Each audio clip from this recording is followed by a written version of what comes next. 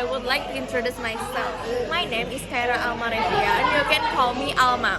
I was born in Jakarta, 23 September 2008.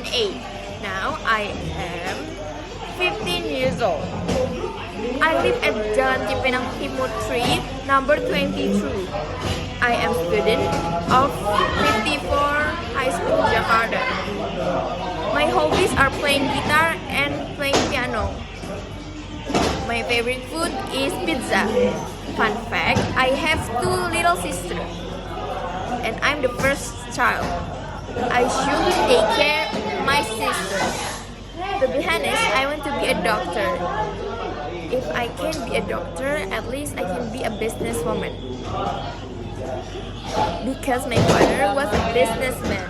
He sells old cars and he makes a showroom for all his cars. And my mother, manager of the bank. I'm proud of my parents. I hope I can be a success like them. Maybe that's all for me. Thank you.